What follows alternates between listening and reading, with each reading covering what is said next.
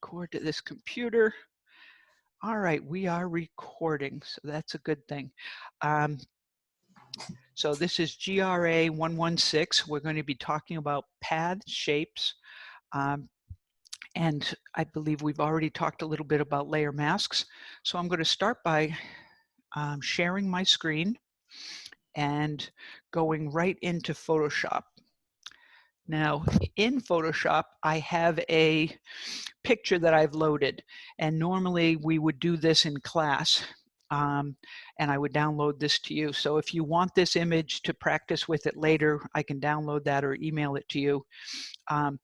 But consider those Sunday circulars that you get, or even any time during the week, from a grocery store. You may have a can of the dog food on sale one week, and then a can of the cat food the next week. When these were all photographed, they were photographed on what we call white seamless. Is anybody familiar with the photography process for doing product shots? Yeah. Product shots or commercial, what they call commercial photography, which is really the business of photography. We have photography, which is more of an art form, and landscapes and portraits, but a lot of what is shot and paid for by businesses would be commercial photography. They're shooting their products and getting those in the best light possible. You'll notice they try to shoot them the same way. This one, you can't really see the top of it. You can't see the top of this one. However, we're seeing, so this was actually shot at a different angle, and it was probably superimposed into this. Now, the reason they do this is I can store one file, and then I can have 3 different images in that one file. Maybe I want to use all 3 at once, or just 2 of them and mix and match. So I'll have the 2 cat food, or maybe the cat food and the dog food all at once. To do that, normally we're not doing page layout in Photoshop. We are doing image manipulation. Page layout happens over in InDesign. So what is expected from a Photoshop person is to fix the color, to create a shadow if you needed it, to remove any issues with this, but also create a path. Now, up till now, we've created paths, what we call paths, or ways of isolating the background. We've done that with selections. So the selection we're talking about, say this magic wand. If you click on the white, it will find anything white in the image, and it will isolate that. If I don't want it to go inside like it did with all the letters and the whites that are in the cat can, Command D gets rid of your selection. I can say contiguous. Contiguous means only the pixels that are touching each other that are white. So now I've isolated each of these cans. If I say inverse this from a selection standpoint, now I just have the can selected. So what I could do in my image is drop that background out. So just by saying I have a blank image, if I inversed it the other way again and said Command X, I have dropped the background out and made this transparent. If I saved it right now as a PSD or TIFF, I can use that transparency. Even a PNG will allow me to use the transparency. So if we're doing this for print, we want to save it as a TIFF. If we're using it for web, I'm going to save it as a PNG. And make sure you click off that you want the transparency. So to do that, I'm going to do a save as. I'm going to save it as a TIFF. And you'll notice I have layers, alpha channels. I say save this, and I'm not even sure where it's saving. No, I don't want to replace that because I don't want to. I'm going to make this V2. And you'll notice this next screen that it brings up asks me, do you want to save the transparency? Yes. Do you understand that transparency is not supported by all programs that I might use this TIFF? Yep, okay. So I have that. Everything else looks good in here. Say okay. Now I've saved this without that white background. Now here's an issue. As you're doing your projects, you're finding that when you put an image into another image and you have a hard edge, the problem with that hard edge is the photography does not have a hard edge. It has a soft edge. So if I zoom up, and right now this is at 100%, if I look at this image even more, what I'm trying to show you is, and I don't know if you can see it from where you are, especially since it put the grid in there, but there's between this gray and this blue, there's a 2 or 3 pixel transition. That transition is what happens in photography. It blends. So that softening is normally what we would know as feathering. So when we use the lasso tool, we could feather it, and if it's 3 pixels for the transition, I would put this to 3 pixels, and then when it feathers, it will give me a nice smooth transition right on the edge. So when I take this can of cat food and I put it into another photo where it's supposed to be maybe sitting on a table or a counter, it would look like it has the same transition as that other photo, the same feathering. More times than not, though, if I am using this in a page or something like that grocery circular, I need a much higher resolution mask than I'm getting from either the lasso or this. So I'm going back to my original TIFF. Where's my recent? So I'm bringing back with the white background. What you need to do, and it's tough. I should have shown you this the first class because I don't want you to get accustomed to using selections for masking purposes. If we are using these products in another program like InDesign, InDesign will take our images, and then when they send it to an output device for print, it's not at 300 pixels per inch. When that gets sent to a plate setter or a proofing device, it's typically at 2,540 pixels per inch.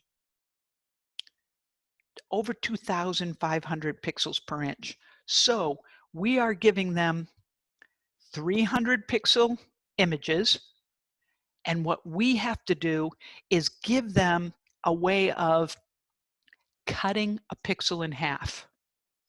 So right now, right along the edges, you can see the pixels. So by seeing these pixels along the edge, I can see that there's stair stepping going on around the edge. What I want to do is I don't want to do something like a selection that might have to follow each pixel. So if I did a selection, what a selection has to do is this. It has to follow each pixel, and it would be stair-stepped. If I use what we call a path, and here's the path tool, you'll notice I can draw with this pen tool. I can make a shape, and a shape is just going to be a filled color path that I'm making. Or I can make a path. And what a path does is it allows me to create a smooth shape. Let's say here, I'm going to just close it. I can make this, and you'll notice along this path, what I'm doing is I'm cutting pixels in half. Selections don't let you cut pixels in half. When you finish the selection, it is going to follow each pixel. What a path does, it's an imaginary line, just like a selection, but it stays with this picture. So it allows me to save my picture of the cans, and let me minus this out so you can see what I'm doing here. I'm going to actually get rid of that selection, and I'll show you now what I want to do with this. I'm going to start here.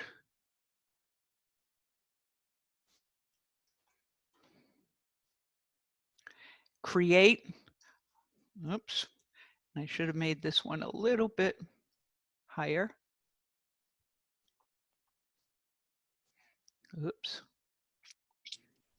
So I am going to create a path around the edge of this can just by drawing around it and making this selection. And I didn't do a great job, but you can get it.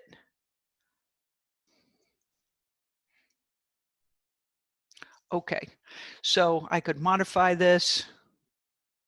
And when I modify this, I'm going to come in and hold on, bring that one down, bring this one in, bring that one in. Okay, so what I've created is a shape around this can, and it's a path. When I come down into my layers panel, right next to the layers panel is a path panel. This is the path I've been working on. It's called a work path. I don't know if you can see that, but I can name this work path, and I could say Center Friskies. And it has saved this outline. So big deal. My image is there. I can make it so I don't even see that path. Remember, paths are invisible. It's a layer on top of your pixel layer, so it doesn't do anything. It doesn't do anything until I get over to InDesign. So now you'll notice in this, I've already done a few of these. So if I turn on, oops, let me make this a little bigger for you. If I turn on this 3 cans path and come down and select, you'll notice I have paths around each one of these that were created. I also have one that is left path. So just this one, there's nothing over here or here. I have the center can, the right can, and then the center Friskies can. In this paths layers, there's a drop down, new path. I can make a selection from one of these. So if I need to go back and use this path for color correction purposes and just use the inside, I can do that. So right now I'm on the right can path. So this one right here, this one right here. So if I said make a selection, and do you want to feather it? I want to feather it 3 pixels. So from this path that I saved, that I called right can, I've now made it into a selection. So I can always go back and say, get rid of that and go back to the right can. The reason we make these, I'm going over into InDesign. If you haven't used InDesign, don't worry about it. I'm just trying to show you how we can use this. Let's say I have a text box over here. Where's my, wow. Okay, text box. And in this text box, I have 2 columns. I'm going to fill that with placeholder text. So now I have a page. It's all about the wonders of Alpo and Friskies. I want to add a picture. So I'm going to File, oops, make sure nothing's selected. Yep, cancel. I'm going to Command D, place. And what am I going to place? I'm going to place one of those presentations, one of those cans that we've been looking at, pet food. So when I place this, where'd it go? Oh, come on. Did I have that selected? 1 second. Command D. I said pet food. Ah, there they are. Don't know why they weren't showing up before. Now this is a big image, so I'm going to shrink it down. Let's see. Hold on. Like I said, shrink it down. And just show you what you'll notice. What I'm getting here are the different cans that are there, but just the cans. That's because it's using the masks. This is not the image that I did the eliminating the background. Now, what if I just wanted to use the Alpo can on this page? I can go up to my object and go down to clipping path, and then, is that selected? Yes, it is. Okay, clipping path, and then I want to see what my options are for this clipping path. You'll notice it's saying, do you want to use the Photoshop path? With this image, this TIFF image, we saved a standard for this Photoshop image as all 3 cans, so the first one on that list. However, if I say I'd like to use a different Photoshop path than 3 cans, I want to just use the Alpo can. Now, using the same image, I could take this and say, this is great, this is what I want. I'm going to save that right there. Oops, I did it again. Oops, there I did it again. Okay, so I have this. I'm going to copy this and put it down here. Now I have a second version of this, but in this case, I'm going to go in and say, on this one, I want to use just the center can. So now, with the same file, I've been able to do 2 different pieces of it, and the rest of the image is still there. This is non-destructive. So when it goes to, now if I have this and I can say, you know, even give me, where's my text wrap? I want to text wrap this and have the text go around these images. So as soon as we do that, then I can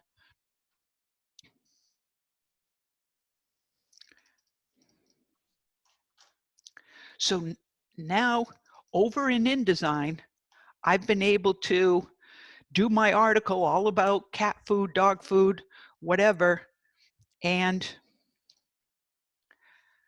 use the same image. And if I decide that I don't want to use the cat food, this one, oh, we have to use that other one, I can just go and change that under my clipping path to the right can. And then move this whole thing. Oops, Where did I go? Wrong menu. Too many menus. So now I have the center can instead. So I'm showing you InDesign, and the reason for that is in Photoshop, we have to do this.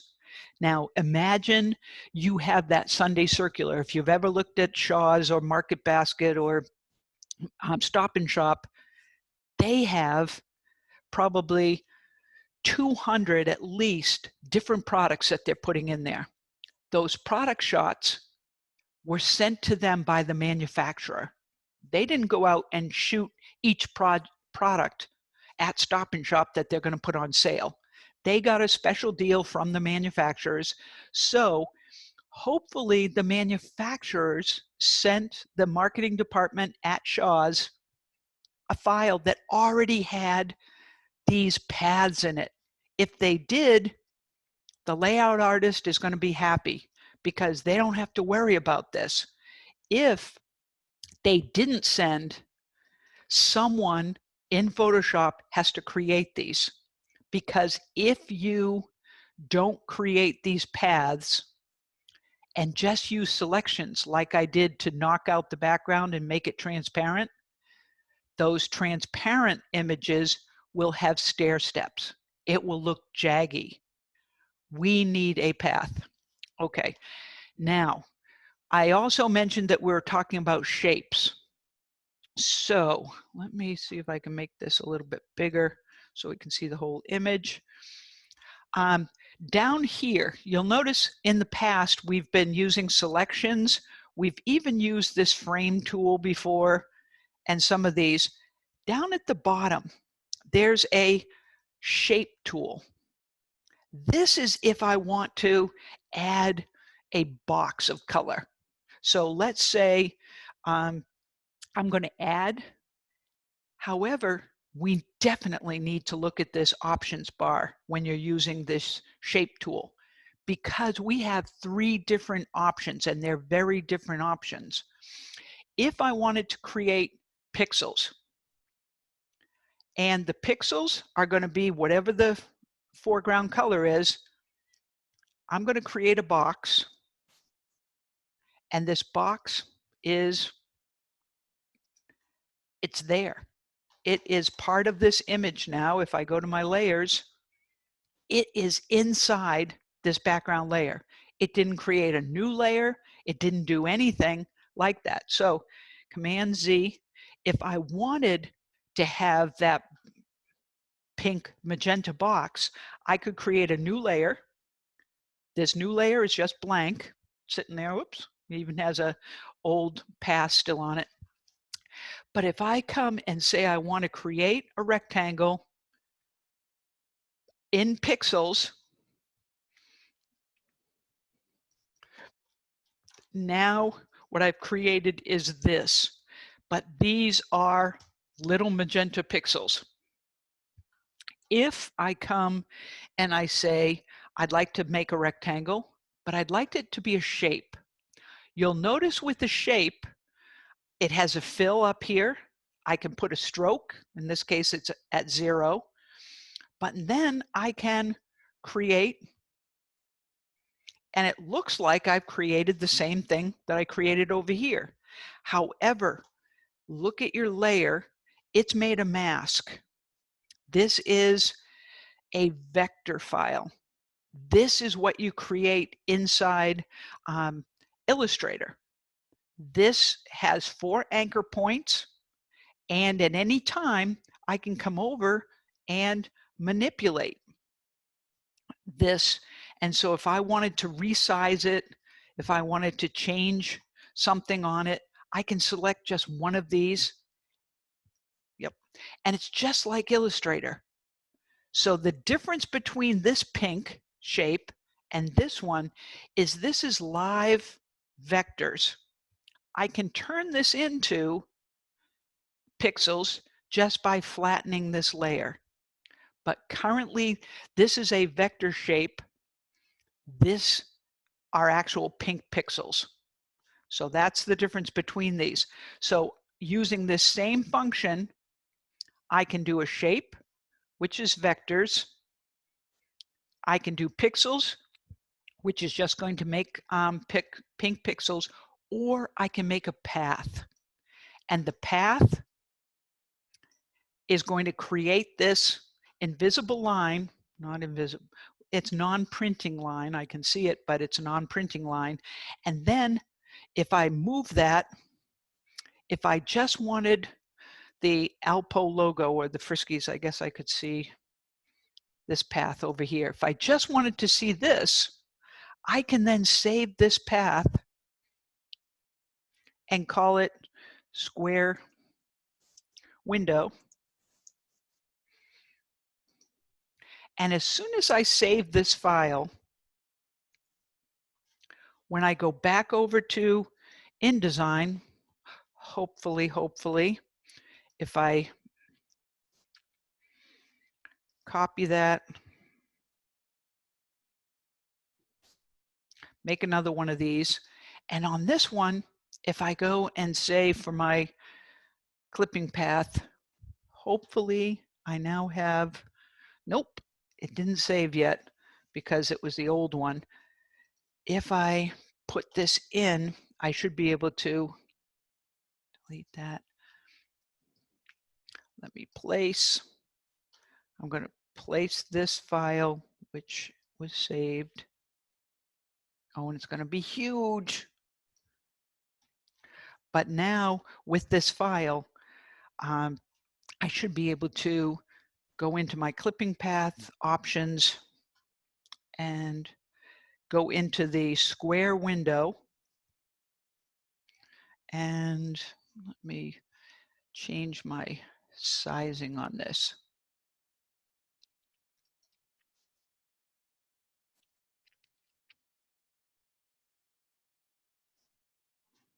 So here's my new image because I'm using a different clipping path.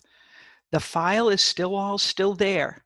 If I went in and said, don't use a clipping path, file, clipping path options, and said, don't use the Photoshop, use none, I still have this whole image inside this window with these silly little pink things that I added. But at any time, I can go and say, I want to use one of the Photoshop paths and say square window to get this one. And now I have this. So this is all, what I'm showing you here is InDesign, but it's because I created them over here in Photoshop. So when I looked at this one originally, I had 3 cans, left can, center can, right can. And if I don't want this path, I can delete it. If square window isn't something I want, or this other rectangle, I can delete that one as well. So these paths are things that can stay inside. This pink, I can't get rid of right now unless I go to my history panel, because the problem with that was it was a shape where I actually created the pink pixels. Okay, now I can get rid of it. What questions do you have about clipping paths or paths in general and shapes? Do they make sense?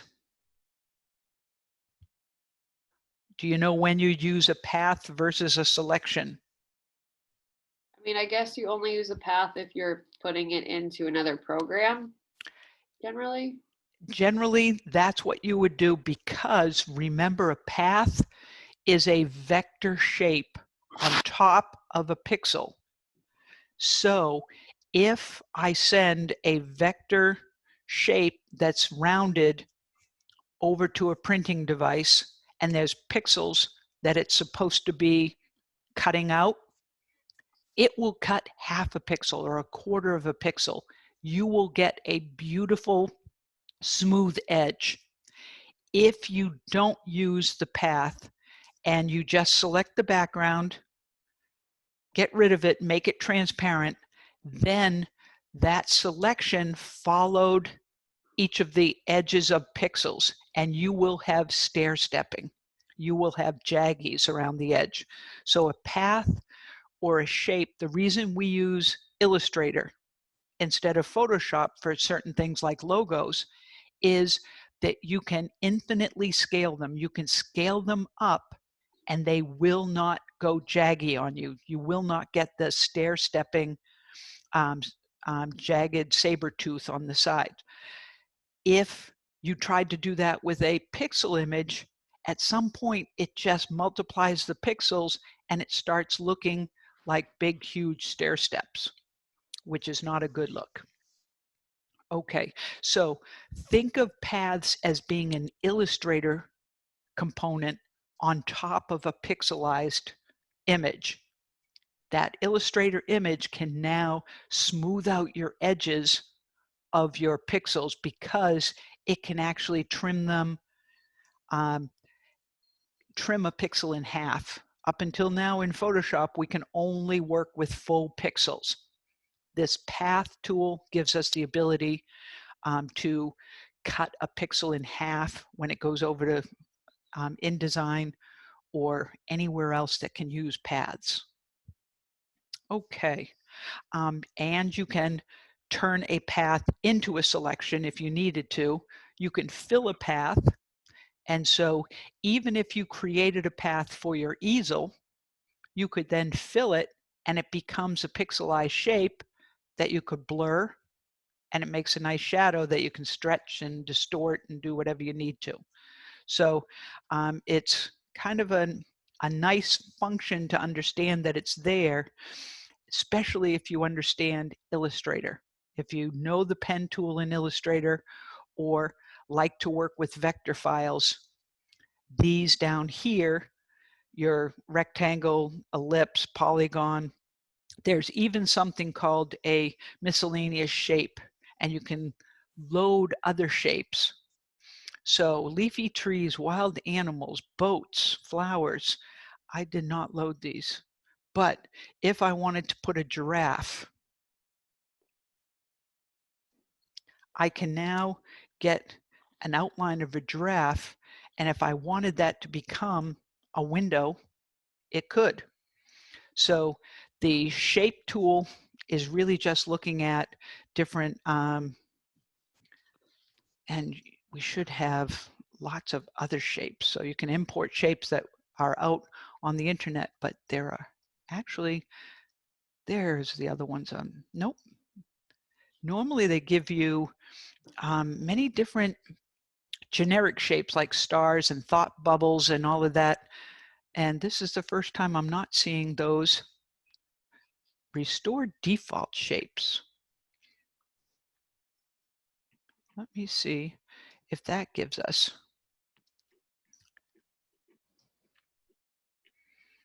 Nope. So they have changed their defaults. So interesting.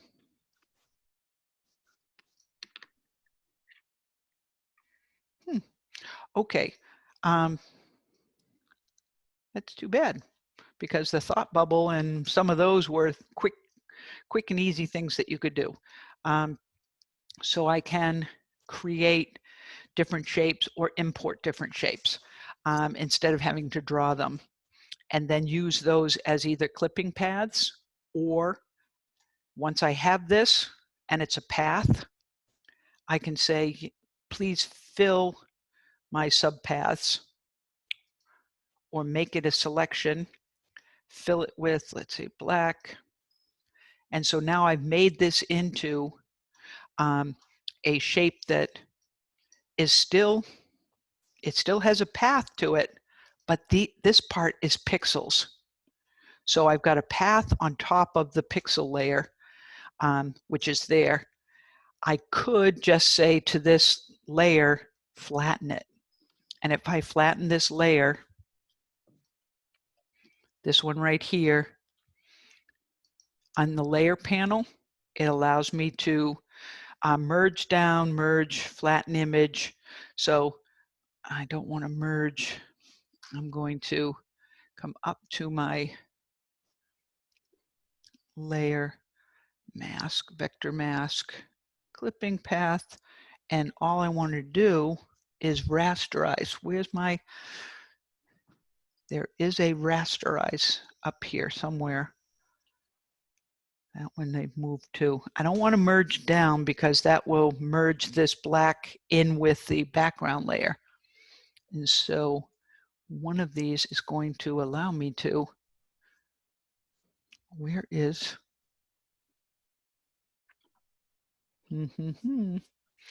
okay. I can create pixels out of this.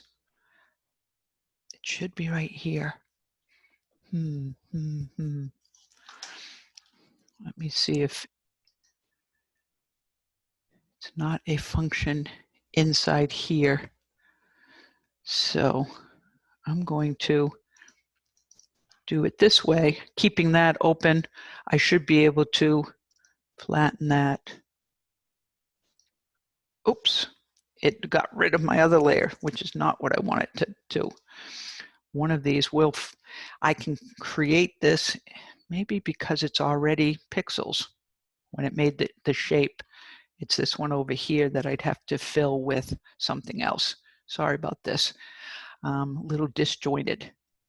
Okay, what other questions do you have about paths, shapes? Anything? How about what file formats can you save a path in?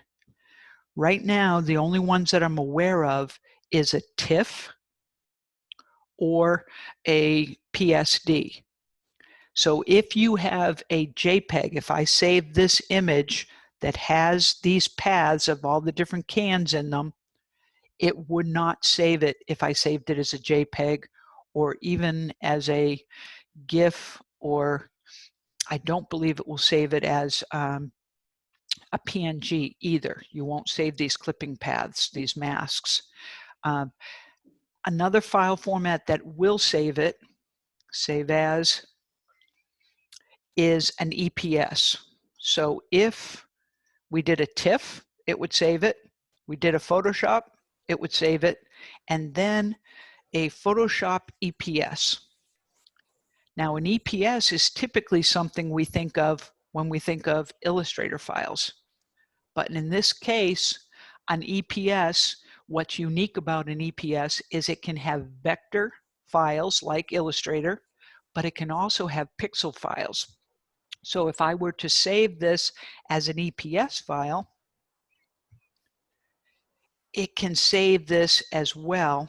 And it's going to save a little preview. But once I get this file, you'll notice that I've saved it as an EPS now. Let me open that, and hopefully it's there. Where was this EPS?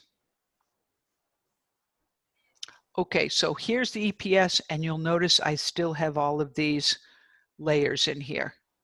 So it's allowed me to, not layers, paths in my, so I have a TIFF and an EPS. They're pretty much the same element, but some programs will not take an EPS, some will. All right, any questions about that? All right, let's talk about the next assignment. And the next assignment is this one here. I call it Master's Remix, because what you're going to be doing is you're going to find a famous painting or illustration, some piece of art, and it has to have a specific look or style to it. A famous piece of art, let's put it that way.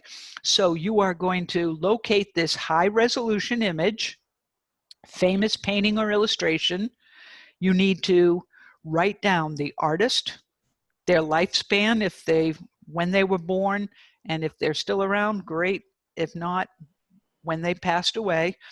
and the name of the painting or illustration. You are then going to manipulate this piece of art for the purposes of an advertisement. So consider the target audience that you might use, somebody that likes to go to museums or has seen this type of art before. And if you see something very different about that art, it would catch your eye, which is all about what we're trying to do with advertising. We're trying to almost the shock value of what they're seeing. We're trying to get attention and deliver a message. And so one way to do that would be with a famous piece of art that people already look at and enjoy. Why not use that in part of our art as long as you have permission?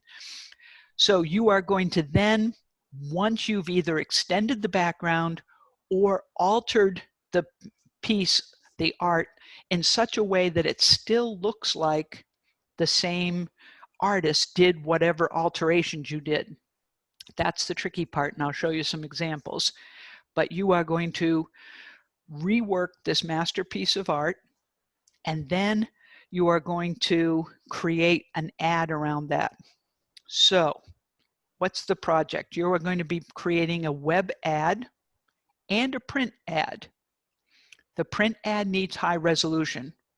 The web ad needs 72 pixels per inch.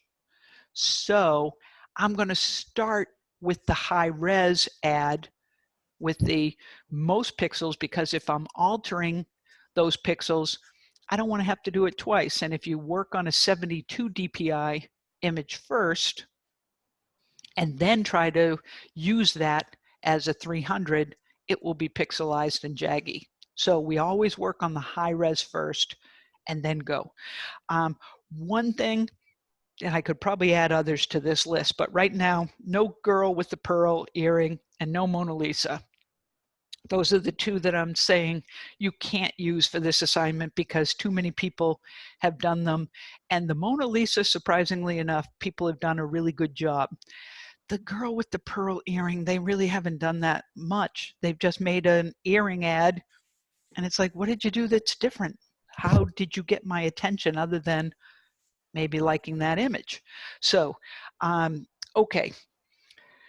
Make sure you also record the copyright information. Someone owns that piece, whether it's a museum, private. If wherever you found the art, if they allow you to use it, and it's amazing, in the past, we've had some trouble finding some high resolution art pieces. But now I believe that with the coronavirus, the museums have put a lot more of their high resolution art on display on their website so that you can see it and zoom into it. As soon as you zoom in, it means you're seeing more resolution. They have a higher resolution file somewhere on their server, and by zooming in, we're actually seeing the more pixels. So we would want to get, if they allow it, to get that high resolution image so that we can use it for your print ad. Now, where do you find the specifications for the print ad? You're not just creating something that you like. You're creating something that has to fit in a format that's already established, whether it's on the web or in a magazine or a billboard or wherever else it's going to be. So in this case, you're creating a piece that's going in North Shore Magazine. North Shore Magazine puts out a media kit. And let me show you. If I can show you, let me bring this down. Here's some of the different North Shore magazines. It's North Shore, Massachusetts. Here's one, Arts and Culture. Let's take a look at this right now. Are you seeing this on your screen? Yeah. Okay, so here's a digital edition of the North Shore magazine. This is the April 2020, so this is current. And as I look at this, I can flip through the pages. You'll notice the ads. This is a full page ad for a mini. Here's a full page ad for a clothing over here. Nope, that's not an ad. Another full page ad, full page, oops. Here's a half page vertical ad. So there's half page vertical, full page here, full page here for Vinwood, Kelly. Interesting. I don't think the salesperson did their job, because typically they publish an editorial calendar that tells them that the April issue 2020 is going to be the arts and culture. So I would expect most of these that are in here to have some kind of a slant. Maybe this one, Simmons, has a slant for decorating. But we're seeing lots of full page ads. Maybe people just aren't advertising. Let me see. I want to find some other formats, half page ads. So you can see they've been selling lots of full page ads by the looks of it. Okay, this is a quarter page ad right here for this one that has the diver and the dolphin. So this would be a full page. This is a quarter page. This one up here for East Boston Savings Bank is a half page horizontal.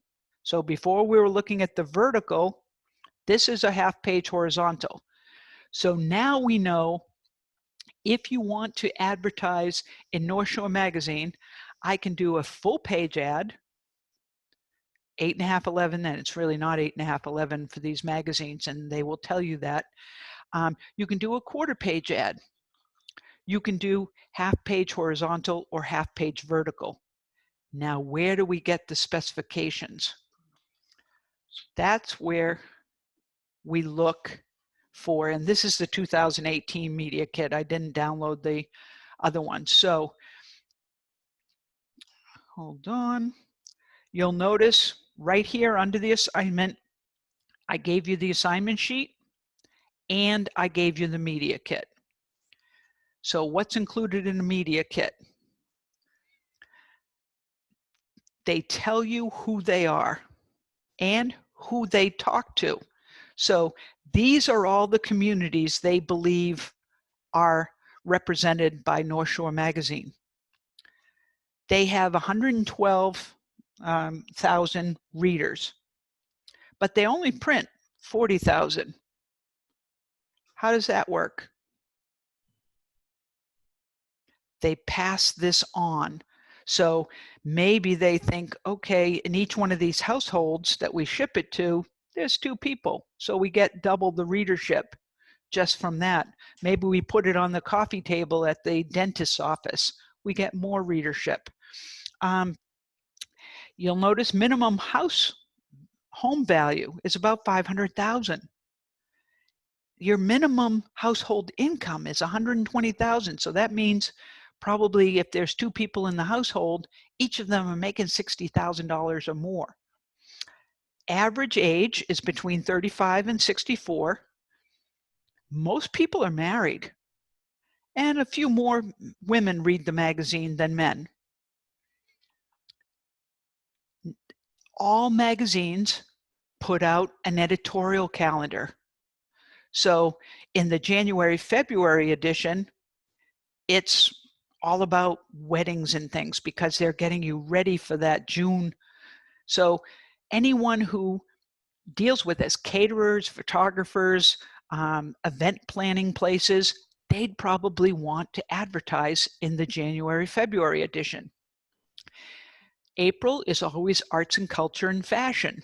So if you're into that, you'd probably advertise in the April edition. Okay.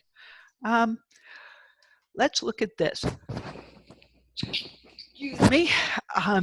Okay, if we wanted to do a half-page horizontal ad, it's going to cost about $3,000 to put that ad in just to pay for the space. It doesn't cover any of your Photoshop time, page layout time, photography, purchasing photography. Just to place an ad is about $3,000 for a half-page horizontal.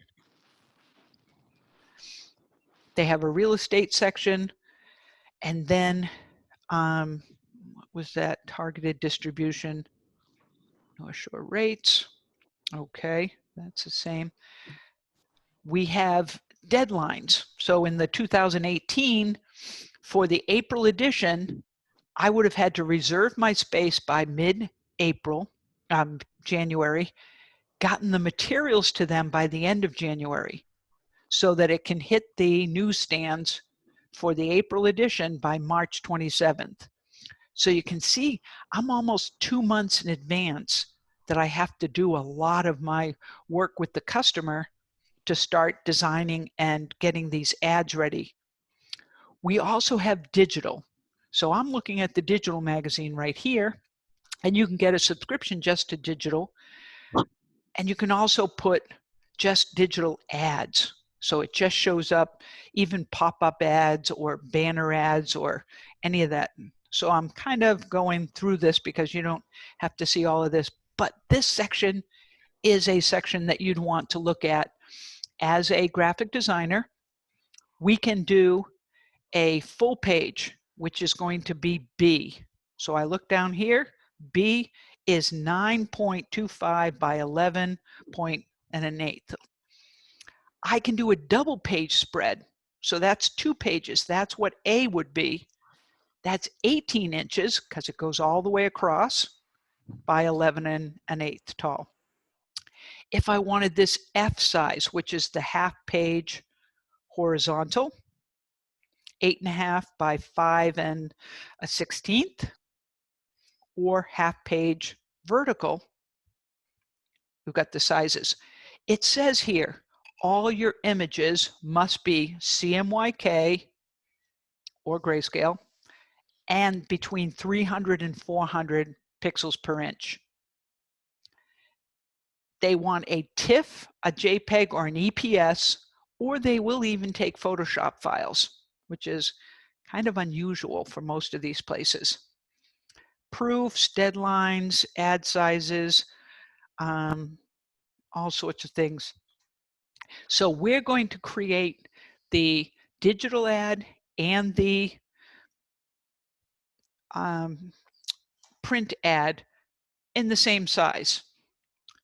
But the print ad is going to be CMYK, 300 pixels per inch at whatever size they say.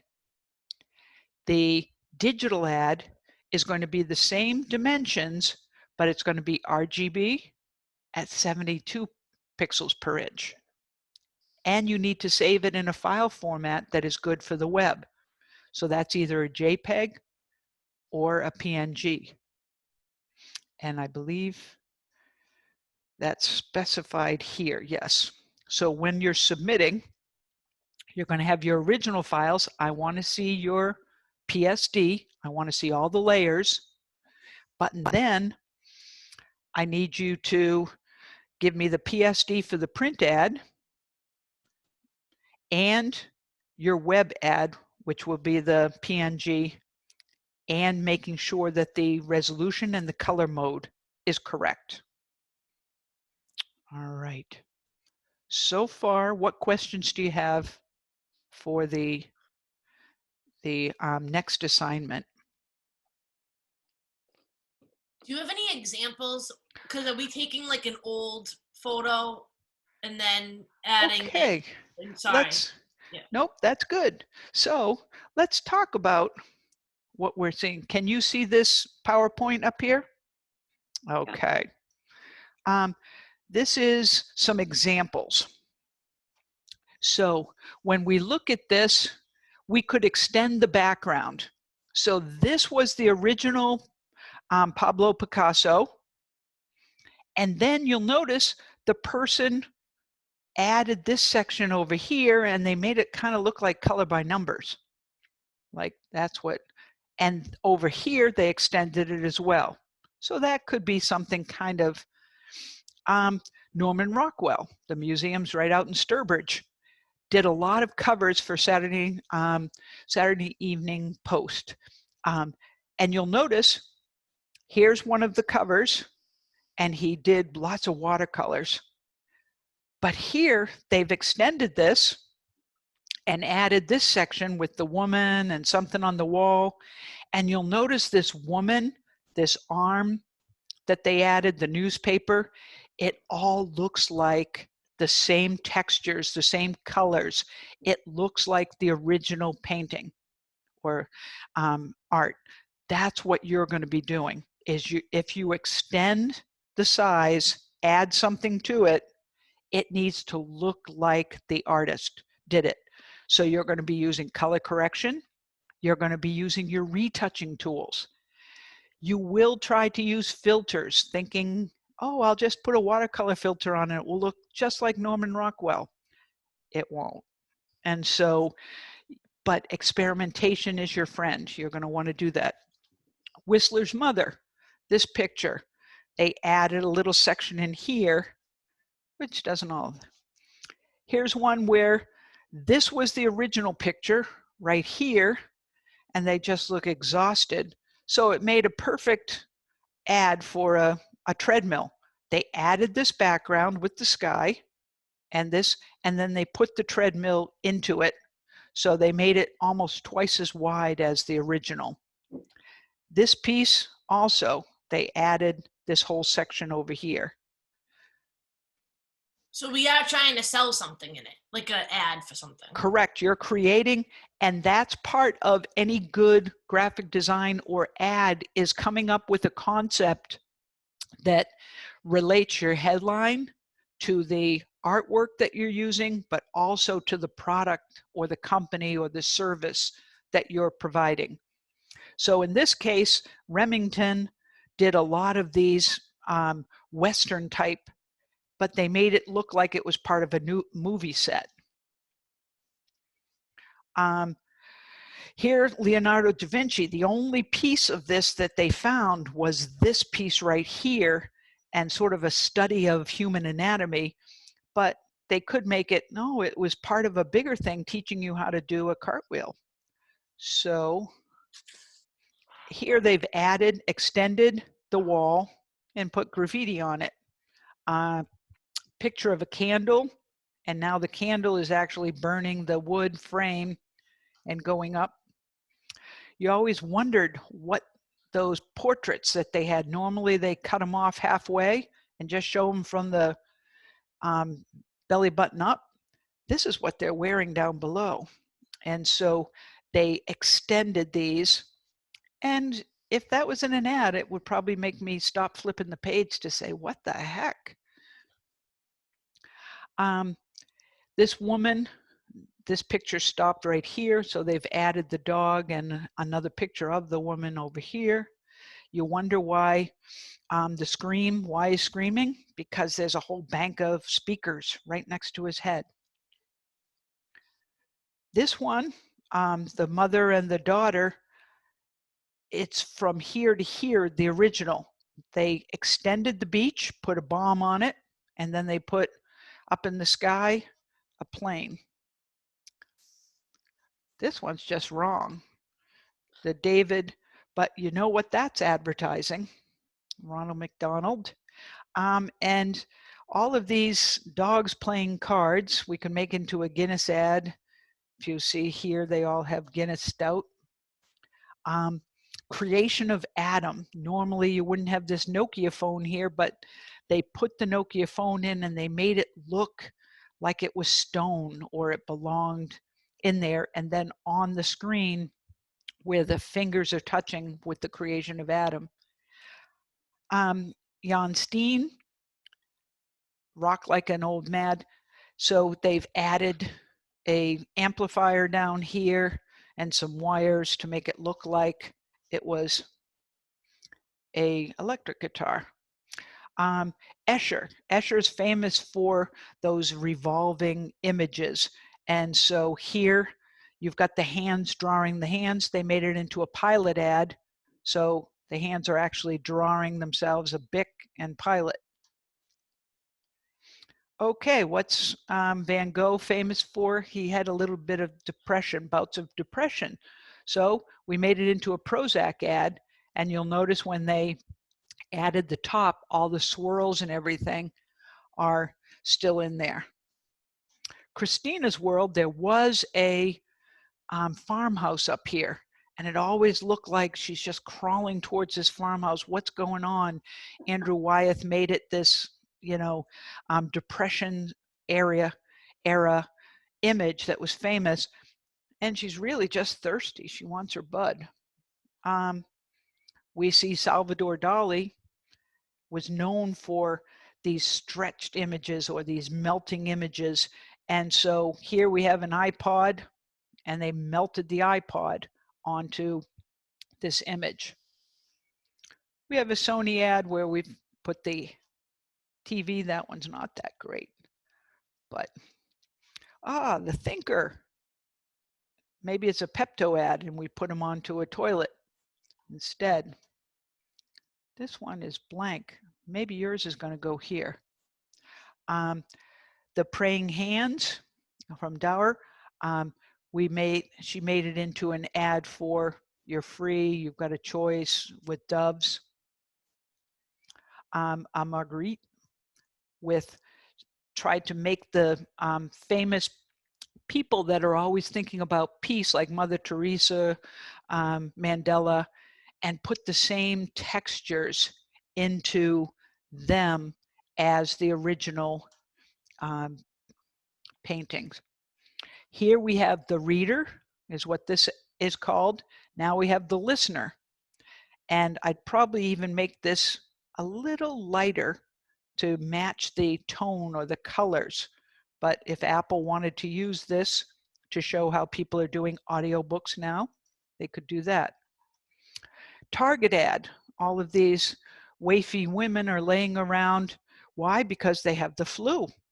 So we have Kleenex, we have vaporizers, we have all sorts of things in the ad.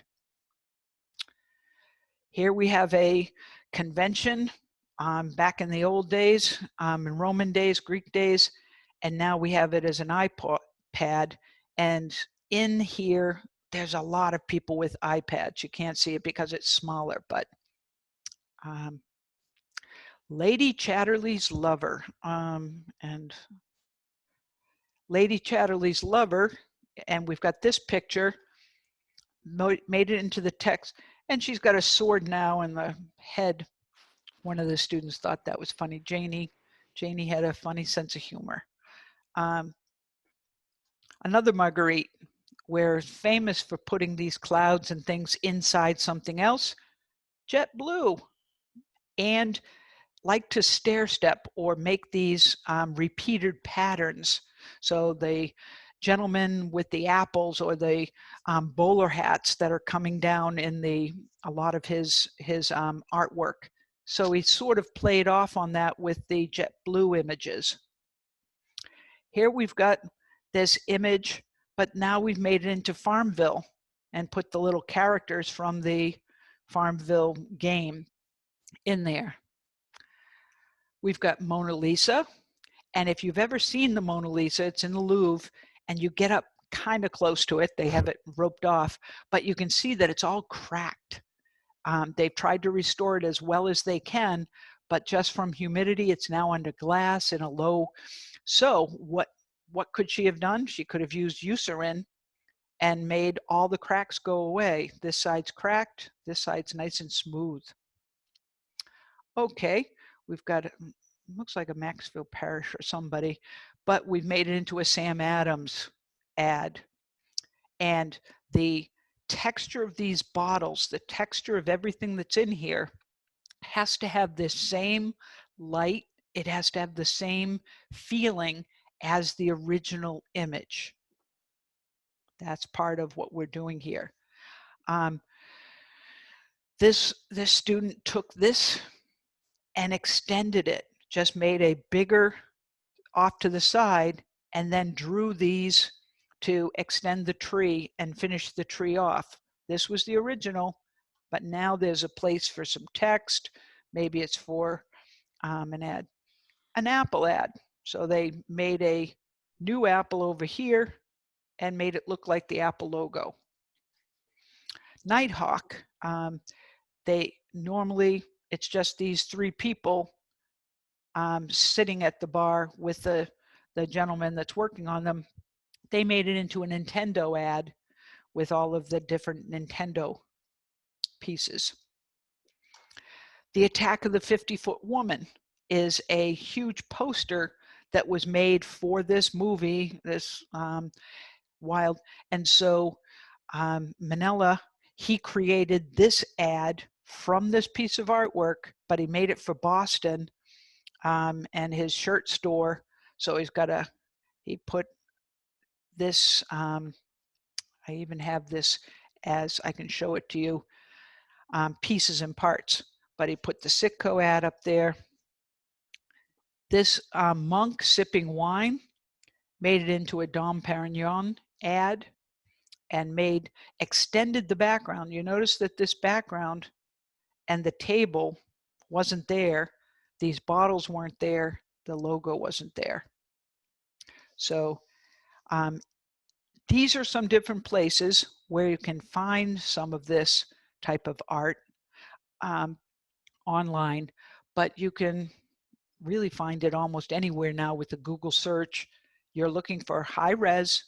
You want to make sure that you're noting where it came from and giving them credit.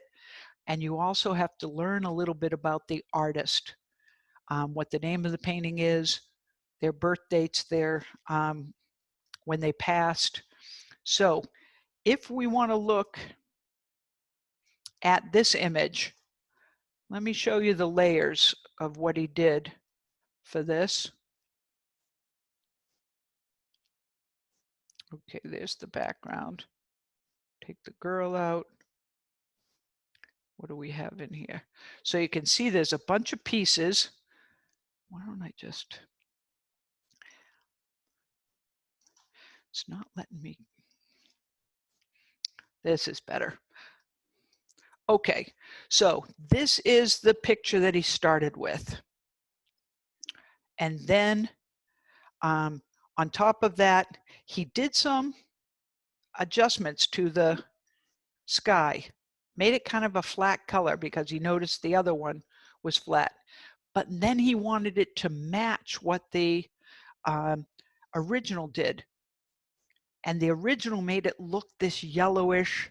So he put on an adjustment layer where he's working just on certain channels. Then he added the woman and the hands around the woman. He had to, if we notice, why is that showing the leg? Hold on. Okay. We had to add the leg in because the leg wasn't there originally. Add the purse and colorize the purse. Put the hand back on top, so another layer, put just the fingers on. Added this footer across the bottom so that they could add some text. And normally, if you're doing an ad for the web, you can do all the text, everything here in Photoshop. That's when text is a last resort. You can do a web ad. However, if we're doing a print ad, normally all the text would go in over in InDesign. So this bar that you see down here, all of this text that you see here, that would be done in InDesign. And if you're making a web ad as well, at the end you would just save it in InDesign as a JPEG and you're done, or a PNG. So you're really not doing as much text here, but for this purpose he did. So we added some more text at the bottom and then his final piece. So you can see he colorized that background significantly to look more like the original yellowish artwork that we had. The Dom Perignon ad, what we started with was this one. You'll notice it's very dark. We could go in and make some color adjustments, and she did, And she also then extended this on both sides, so she'd have enough room, put in the shadows for these bottles. She didn't label everything, which is too bad. Okay. And put Dom Perignon behind. So what really is happening here is we have the Dom Perignon logo, and then she put the head back in there on top of, so it's 2 layers, one on top and bottom, and then the Dom Perignon logo over here that comes off of the bottles. So this could be the ad. Down in this corner, it could say, you know, go to Cappy's to get it or whatever for the advertisement for the actual store. So what other questions do you have about this assignment? Did it say something about that we're not doing it all in Photoshop? They were supposed to do it. If you know InDesign, I will cut you a little bit of slack here, because normally if you don't know InDesign, I'd meet with you to make sure that the ad, I want you to always do your graphic design correctly. And if you haven't taken the InDesign class yet, you can't make your text and your layouts and everything. Just do your photo work in Photoshop. Just do your Illustrator work in Illustrator, and then bring all of that into the layout program InDesign. So normally an ad would be created in InDesign using components from Photoshop and Illustrator. If you don't know how to do that, then you're going to have to add that text. And so we're going to say that the text is a last resort. You can add it in Photoshop if you don't know how to do InDesign. If you do know how to do it in InDesign, I would suggest creating the components here in Photoshop and then bringing them into your InDesign layout. The layout would be the size that the media kit gave you for your ad. Okay. Okay. So I are we only don't. doing web design? Web ad? What's that? Are we only doing a web ad? No, you're doing the print ad and a web ad. So the print ad has to be 300 pixels per inch at the size that you see here. So where do you get your sizes for the ads? North Shore Magazine tells you this is the size of our page, this is the size of our columns, and we'll make a half-page ad the width of a column. This is the width of 2 columns. So they've set up a grid for their magazine, and our ads follow the size that they want for the ads. So are we choosing? So we're pretty much just making 2 files. One is just for the web, and one is for print. Correct. And you start with the print because that's the highest resolution, the 300 DPI images that you're working on. Create it at the size, CMYK for your image, and a TIFF or the Photoshop imagery. And then when we save it for the web, you're saving it as RGB and either a JPEG or a PNG. And we're picking what size out of the media kit that we want to do, or did you specify Let me what double size check you and want make us sure to that use? logo, check web sizes, original. Nope, you can make it whatever size you want from the media kit. So if you wanted to do the vertical ad, the horizontal ad, or a quarter page ad, a whole full page ad, but here's all of the sizes that you would need to use. They give it to you right in this PDF from North Shore Magazine, or RMS is the company, the publishing company that does North Shore Magazine. Is that then turned this way? Are they showing it? There's 2 examples here. This top one is a double page spread that shows, Okay. and then this bottom one is another double page spread. Okay. Okay. And since I don't know InDesign, I can just do it all in Photoshop. Yes. Okay. Okay, what other questions do you have? Okay, well, I think that will be enough for now then. I'll stop sharing this. And if you have questions, get in touch with me, email. We can set up a Zoom call, whatever you want from here. But Thursday, your filter shadow assignment is due. So that should go up to the Dropbox. And I want to see your layers.